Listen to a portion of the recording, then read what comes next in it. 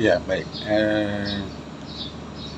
Proses PSU di Kabupaten Kepulauan Yapen berjalan memang baik.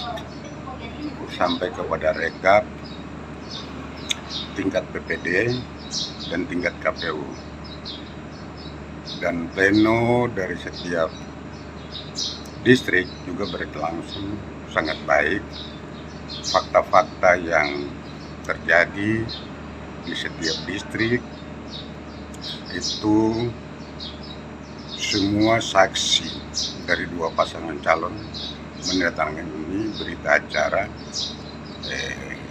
hasilnya.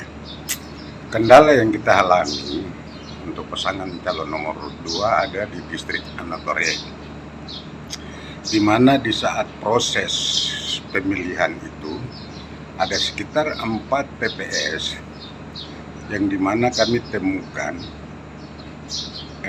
pemilihnya lebih banyak dari daftar hadir, dan itu dibuktikan di tingkat PPD, dihitung ulang dan mengandung unsur cacat administrasi dan hukum. Oleh sebab itu kami minta kepada KPU untuk menunda distrik Anotore sambil menunggu proses pengaduan yang kami lakukan ke Bawaslu. Dan proses pengaduan yang kami lakukan di Bawaslu ini masih menerima keterangan dari saksi kami dan petugas KPPS di 4 TPS tersebut. Tetapi Ketua KPU Kabupaten Kepulauan Yapen mendesak untuk segera distrik Anotore diplenokan. Dan proses plenonya ini kan sangat aneh. Kita ini mantan Ketua KPU Provinsi Papua, jadi kita mengerti sekali.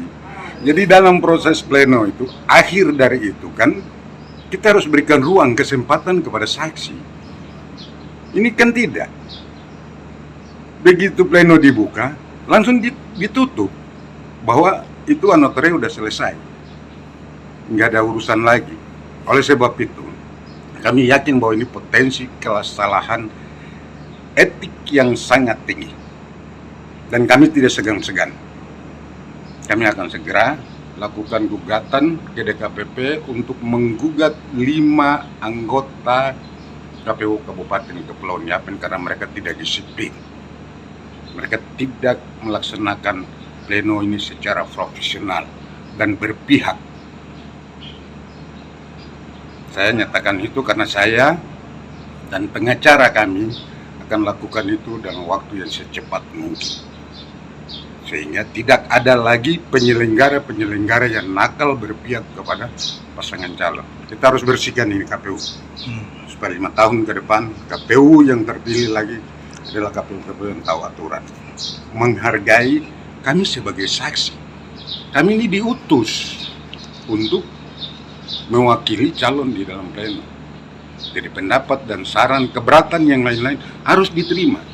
Ini masa keberatan kami tidak mau ditandatangani? Ini kan pasti yang bersangkutan Ketua KPU dan 4 anggota komisionernya berpihak kepada pasangan calon yang lain. Dan kami tidak segan-segan untuk lakukan upaya hukum lewat DKPP soal etikanya.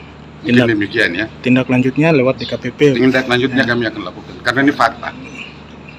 Keberatan yang kami masukkan tidak mau ditandatangani. Alasannya apa? Masalah ini masih diurus di Bawaslu.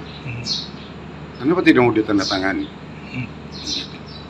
Download Tribun X sekarang, menghadirkan lokal menjadi Indonesia.